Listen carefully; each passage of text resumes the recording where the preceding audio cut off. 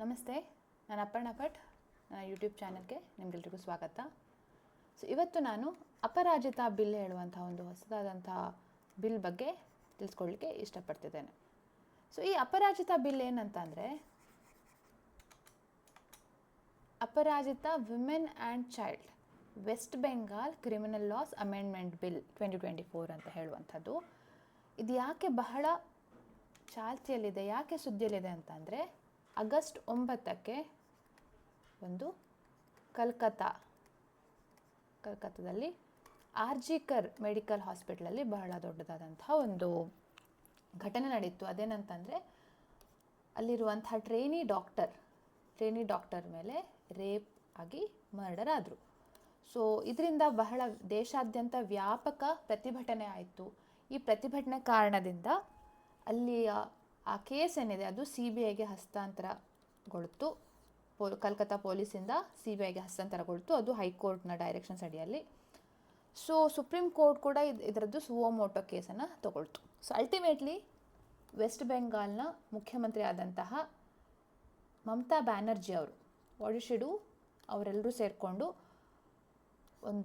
ಆದಷ್ಟು ಬೇಗ ಒಂದು ಲಾ ಪಾಸ್ ಮಾಡಬೇಕು ಹೇಳುವಂಥ ಕಾರಣಕ್ಕೆ ಒಂದು ಸ್ಟೇಟ್ ಲೆಜಿಸ್ಲೇಟಿವ್ ಅಸೆಂಬ್ಲಿಯನ್ನು ಕರೆದ್ರು. ಸೊ ಹಾಗೆ ಕರೆದು ಈಗ ಆ ಒಂದು ಬಿಲ್ಲನ್ನು ಅಪರಾಜಿತಾ ಬಿಲ್ ಅಂತ ಹೇಳಿ ಕರೀತಾರೆ, ಅದನ್ನು ಪಾಸ್ ಮಾಡಿದರು. ಸೊ ಹೀಗೆ ಪಾಸ್ ಮಾಡಿದಾಗ ಅದ್ರ ಬಗ್ಗೆ ಇವತ್ತು ನಾವು ಇಲ್ಲಿ ನೋಡ್ತಾ ಇರುವಂಥದ್ದು. ಸೊ ಏನಿದು ಅಪರಾಜಿತಾ ಬಿಲ್ ಅಂತಂದರೆ, ನಾವು ಹೇಳಿದಾಗೆ ಇಲ್ಲಿ Aparajita women and child West Bengal criminal laws amendment bill ಅಂತ ಹೇಳಿ. ಈಗ ಏನಾಗುತ್ತೆ ಅಂದರೆ, ಇಲ್ಲಿ ನಾವು ನೋಡ್ತಾ ಇರುವಂಥದ್ದು ಭಾರತೀಯ ನ್ಯಾಯ ಸಂಹಿತೆ, ಭಾರತೀಯ ನಾಗರಿಕ ಸುರಕ್ಷಾ ಸಂಹಿತೆ ಮತ್ತು POCSO act, prevention of children from sexual offences act of 2012. ಈ 3 ಆ್ಯಕ್ಟ್ಗಳಿಗೆ ಈ ಅಪರಾಜಿತಾ ಬಿಲ್ ಕೆಲವೊಂದು ಅಮೆಂಡ್ಮೆಂಟ್ಗಳನ್ನ ತರ್ತಾ ಇದೆ.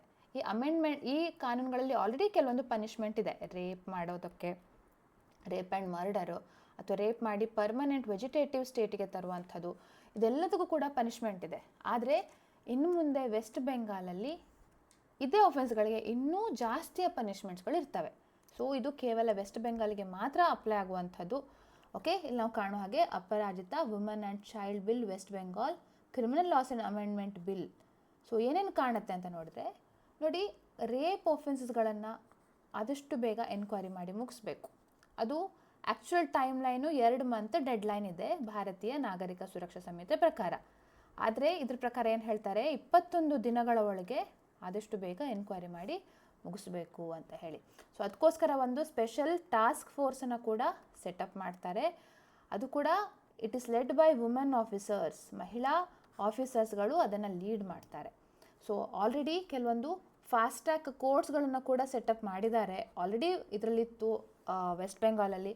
ಇನ್ನೂ ಕೂಡ ಇದ್ರ ಮುಖಾಂತರ ಇನ್ನೂ ಜಾಸ್ತಿ ಫಾಸ್ಟ್ ಟ್ರ್ಯಾಕ್ ಕೋರ್ಟ್ ಸೆಟಪ್ ಆಗಿ ಅದರದ್ದು ಅಲ್ಟಿಮೇಟ್ ಗೋಲ್ ಏನಂತಂದರೆ, ಆದಷ್ಟು ಈ ರೀತಿ ರೇಪ್ ಒಫೆನ್ಸಸ್ಗಳಲ್ಲಿ ಬೇಗ ಎನ್ಕ್ವೈರಿ ಆಗಿ, ಇನ್ವೆಸ್ಟಿಗೇಷನ್ ಆಗಿ, ಟ್ರಯಲ್ ಕೂಡ ಆಗಿ, ಯಾರು ಅಪರಾಧಿ ಇರ್ತಾರೆ ಅವರಿಗೆ ಹೆಚ್ಚಿನ ಪನಿಷ್ಮೆಂಟು ಸಿಗಬೇಕು ಹೇಳುವಂಥದ್ದು ಈ ಒಂದು ಬಿಲ್ನ ಉದ್ದೇಶ. ಅಂದರೆ ಆದಷ್ಟು ಈ ಪನಿಷ್ಮೆಂಟ್ ಜಾಸ್ತಿ ಆದಷ್ಟು ಅಪರಾಧಗಳು ಕಮ್ಮಿ ಆಗ್ತವೆ ಹೇಳುವಂಥದ್ದು. ಸೊ ಇದರಿಂದ ಮತ್ತೆ ಏನೇನು ಪನಿಷ್ಮೆಂಟ್ ಏನಂತಂದರೆ, ನೋಡಿ, ಇಲ್ಲಿ ತನಕ ಯಾವುದಾದ್ರೂ ಒಫೆನ್ಸಿಗೆ ಡೆತ್ ಪನಿಷ್ಮೆಂಟ್, ಮರಣದಂಡನೆ ನೀಡ್ತಿದ್ರು. ಅದು it is one of the alternative form of punishment. ಅಂದರೆ ಒಂದು ಡೆತ್ ನೀಡ್ತಿದ್ರು ಅಥವಾ ಲೈಫ್ ಇಂಪ್ರಿಸನ್ಮೆಂಟ್ ನೀಡ್ತಿದ್ರು. ಈ ರೀತಿ ಬೇರೆ ಬೇರೆ ರೀತಿಯಲ್ಲಿ ಆಲ್ಟರ್ನೇಟಿವ್ ಫಾರ್ಮ್ ಆಫ್ ಪನಿಷ್ಮೆಂಟ್ಸ್ಗಳಿತ್ತು. ಆದರೆ ಈಗ ಈ ಒಂದು ರೇಪ್ ಮಾಡಿ, if it leads to death of a victim, rape ಕಾರಣದಿಂದ ಪಾಪ ಆ ಒಂದು ವಿಕ್ಟಿಮ್ನ ಮರಣ ಆದರೆ ಅಥವಾ ಅವರನ್ನು ಜೀವಂತ ಶವ ಮಾಡಿದರೆ, ಇನ್ನು ವೆಜಿಟೇಟಿವ್ ಸ್ಟೇಟ್ ಅಂತ ಹೇಳ್ತಾರೆ.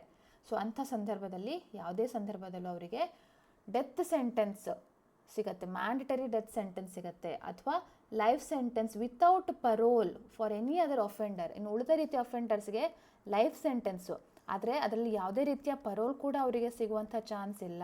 ಸೊ ಅಂಥ ತುಂಬ ಅತಿ ಕಠಿಣ ಪನಿಷ್ಮೆಂಟನ್ನು ನೀಡಿದ್ದಾರೆ. ಅದನ್ನು ವೆಸ್ಟ್ ಬೆಂಗಾಲ್ನ ಸ್ಟೇಟ್ ಲೆಜಿಸ್ಲೇಚರು ಪಾಸ್ ಮಾಡಿದೆ. ಅದು ಯುನಾನಿಮಸ್ಲಿ ಅಂದರೆ ಯಾವುದೇ ವಿರೋಧ ಇಲ್ಲದೆ ಸರ್ವ ಪಕ್ಷಗಳು ಸೇರಿ ಅದನ್ನು ಯಾವುದೇ ವಿರೋಧ ಇಲ್ಲದೆ ಎಲ್ಲರೂ ಸಹ ಅದನ್ನು ಪಾಸ್ ಮಾಡಿದ್ದಾರೆ. ಸೊ ಇದನ್ನು ನಾವು ಬಹಳ ಮುಖ್ಯವಾದ ಇದಂತ ಹೇಳ್ಬೋದು. ಹಾಗೆ ಇನ್ನು ನಾವು ಬೇರೆ ಬೇರೆ ಇದನ್ನು ಕೂಡ ಕಾಣ್ತೇವೆ. ಇಲ್ಲಿ ನೋಡೋದಾದರೆ ಇಲ್ಲಿ ನೋಡಿ ಯಾವ್ಯಾವ ಸೆಕ್ಷನ್ಸ್ಗಳನ್ನು ಅಮೆಂಡ್ಮೆಂಟ್ ಮಾಡ್ತಾರೆ ಅಂತ.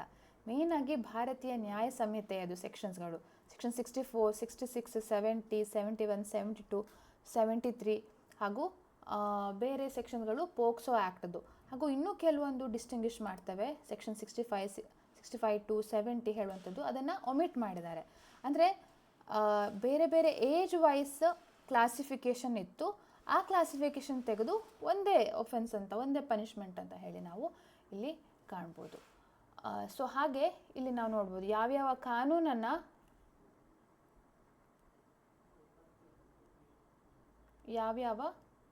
ಕಾನೂನನ್ನು ಅಮೆಂಡ್ ಮಾಡಿದ್ದಾರೆ ಅಂತ.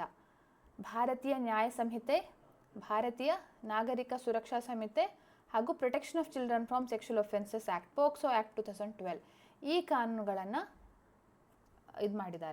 ಅಮೆಂಡ್ ಮಾಡಿದ್ದಾರೆ. ಸೊ ಹಾಗೆ ಮೇಯ್ನಾಗಿ ಏನು ಡೆತ್ ಪನಿಷ್ಮೆಂಟ್ ಒಂದು, ಹಾಗೆ ಸ್ಪೆಷಲ್ ಟಾಸ್ಕ್ ಫೋರ್ಸಲ್ಲಿ ವುಮೆನ್ ಆಫೀಸರ್ಸ್ಗಳನ್ನು ಮಾಡುವಂಥದ್ದು, ಹಾಗೂ 21 ದಿನದ ಪ್ರೋಬ್ ಡೆಡ್ಲೈನ್ ಇದನ್ನು ಕೂಡ ನಾವಿಲ್ಲಿ ಕಾಣ್ತೇವೆ. ಸೊ ಇದು ಒಂದು ಹೊಸದಾದ ಒಂದು ಕಾನೂನು ಅಂತ ಹೇಳ್ಬೋದು. ಸೊ ಇಲ್ಲಿ ತನಕ ಇದು ಒಂದೇ ಫಸ್ಟ್ ಆ್ಯಕ್ಟ್ ಅಲ್ಲ, ಈ ಆ್ಯಕ್ಟ್ ಹಲವಾರು ಆ್ಯಕ್ಟ್ಗಳನ್ನು ನಾವು ಕಾಣ್ತೇವೆ. ಏನಂತಂದರೆ ನೋಡಿ, ಕೆಲವೊಂದು ಸಲ ಏನಾಗುತ್ತೆ, ಮುಂಚಿಂದ ನಮ್ಮ ಕ್ರಿಮಿನಲ್ ಅಮೆಂಡ್ಮೆಂಟ್ ಆ್ಯಕ್ಟ್ ಅಥವಾ ಕ್ರಿಮಿನಲ್ ಪ್ರೊಸೀಜರ್ ಕೋಡ್ ಏನಿದೆ ಅಥವಾ ಭಾರತೀಯ ನ್ಯಾಯ ಸಂಹಿತೆ ಏನಿದೆ, ಈ ಎಲ್ಲ ಸಂದರ್ಭಗಳಲ್ಲಿ ಅದು ಅಮೆಂಡ್ಮೆಂಟ್ ಆಗ್ತಾನೇ ಬಂದಿದೆ. ಉದಾಹರಣೆಗೆ ನಾವು ನೋಡ್ಬೋದು, ಮಥುರಾ ಕೇಸ್ ಅಂತ ಹೇಳುವಂಥದ್ದು, ಪೊಲೀಸ್ ಸ್ಟೇಷನಲ್ಲಿ ಒಂದು ರೇಪ್ ಆವಾಗ ಅದು ರಾಷ್ಟ್ರಾದ್ಯಂತ ಚರ್ಚೆ ಆಯಿತು. ಆವಾಗ ಕೆಲವೊಂದು ಅಮೆಂಡ್ಮೆಂಟ್ಗಳನ್ನು ತಂದರು. ಹಾಗೆ ನಾವು ಡೆಲ್ಲಿಲಿ ನೋಡಿರುವಂತಹ ನಿರ್ಭಯಾ ಕೇಸ್ ಪ್ರಕರಣ ಏನಿದೆ, ಬಸ್ಸಲ್ಲಿ ಒಂದು ಹುಡುಗಿಯನ್ನು ಅತ್ಯಾಚಾರ ಮಾಡಿ it led to her death, ಅದರಿಂದ ಕ್ರಿಮಿನಲ್ ಅಮೆಂಡ್ಮೆಂಟ್ ಆ್ಯಕ್ಟನ್ನು 2013ರಲ್ಲಿ ಇದನ್ನು ತಂದರು. 2013 ಆ್ಯಕ್ಟ್ ಅಂತ ಹೇಳಿ ನಾವು ಕಾಣ್ಬೋದು. ಹಾಗೆ ಇನ್ನು 2018 ಸಹ ಹಲವಾರು ಒಫೆನ್ಸ್ಗಳಾದವು. ಕಠುವಾ ರೇಪ್ ಕೇಸ್ ಅಂತ ಹೇಳಿ ನಾವು ಕಾಣ್ಬೋದು, ಅಥವಾ ಉನ್ನಾವೋ ರೇಪ್ ಕೇಸಲ್ಲಿ ಇರ್ಬೋದು, ಅದೆಲ್ಲವೂ ಕೂಡ ಕ್ರಿಮಿನಲ್ ಅಮೆಂಡ್ಮೆಂಟ್ ಆ್ಯಕ್ಟ್ 2018 ಮುಖಾಂತರ ಆಯಿತು.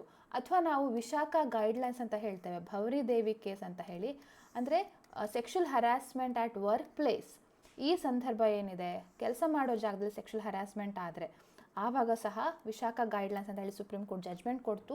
ಲೇಟರ್ ಇದೇ ಗೈಡ್ಲೈನ್ಸನ್ನು ಹೆಚ್ಚು ಕಮ್ಮಿ ಅದೇ ನಿಟ್ಟಿನಲ್ಲಿ ಒಂದು ಕಾನೂನು ಮಾಡಿದ್ರು, protection of women from sexual harassment from at workplace ಹೇಳುವಂಥ ಒಂದು ಒಫೆನ್ಸ್ ಇರ್ಬೋದು. ಅಥವಾ ಆಂಧ್ರ ಪ್ರದೇಶದಲ್ಲಿ ದಿಶಾ ಆ್ಯಕ್ಟ್ ಅಂತ ಹೇಳಿ ನಾವು ಕಾಣ್ಬೋದು, ಇದೇ ರೇಪ್ ಒಫೆನ್ಸ್ಗೆ ಸಂಬಂಧಪಟ್ಟ ಹಾಗೆ. ಸೊ ಈಗ ವೆಸ್ಟ್ ಬೆಂಗಾಲಲ್ಲಿ ಈಗ ಒಂದು ಡಾಕ್ಟರ್ದು ಏನು ರೇಪ್ ಆಗಿದೆ, ಆ ಕಾರಣಕ್ಕೋಸ್ಕರ ಒಂದು ಕಾನೂನು ಪಾಸ್ ಮಾಡಿದ್ದಾರೆ, ಅದೇ ಅಪರಾಜಿತ ಬಿಲ್ ಅಂತ ಹೇಳಿ ನಾವು ಕಾಣ್ತೇವೆ. ಸೊ ಅಪರಾಜಿತ. ಸೊ ಇದೆಲ್ಲವೂ ಕೂಡ ಬೇರೆ ಬೇರೆ ಸಂದರ್ಭಗಳಲ್ಲಿ ಯಾವುದೋ ಒಂದು ಘಟನೆ ಆದಾಗ ಆವಾಗ ಕಾನೂನು ತುಂಬ ಸ್ಟ್ರಿಕ್ಟ್ ಮಾಡುವಂಥ ಅವಶ್ಯಕತೆ ಬಂದಾಗ ಆ ಕ್ರಿಮಿನಲ್ ಅಮೆಂಡ್ಮೆಂಟ್ಸ್ಗಳನ್ನು ಕಾಲಕ್ಕೆ ತರ್ತಾ ಹೋದರು. ಸೊ ಇದು ಇವತ್ತಿನ ಒಂದು ಮೇಜರ್ ಇದೊಂದು ಅಮೆಂಡ್ಮೆಂಟ್ಸ್ಗಳಂತ ಹೇಳಿ ನಾವು ನೋಡ್ಬೋದು. ಸೊ ಈ ರೀತಿ ಇನ್ನೂ ಹಲವಾರು ನಿಮಗೆ ಕರೆಂಟ್ ಅಫೇರ್ಸ್ಗಳನ್ನು ಮಾಹಿತಿ ಬೇಕಾಗಿದ್ದರೆ ಅದನ್ನು ಖಂಡಿತವಾಗಿಯೂ ನೀವು ಯೂಟ್ಯೂಬನ್ನು ಸಬ್ಸ್ಕ್ರೈಬ್ ಮಾಡಿ, ನಮ್ಮಲ್ಲಿ ಬರುವಂತಹ ಬೇರೆ ಬೇರೆ ಕ್ಲಾಸಸ್ಗಳಿವೆ, ಕೋರ್ಸಸ್ಗಳಿವೆ, ಅದನ್ನು ಕೂಡ ನೀವು ಪರ್ಚೇಸ್ ಮಾಡಿ ನೋಡ್ಬೋದು ಅಂತ ಹೇಳ್ತಾ ಇವತ್ತಿನ ಕ್ಲಾಸನ್ನು ಮುಗಿಸ್ತಾ ಇದ್ದೇನೆ. Thank you.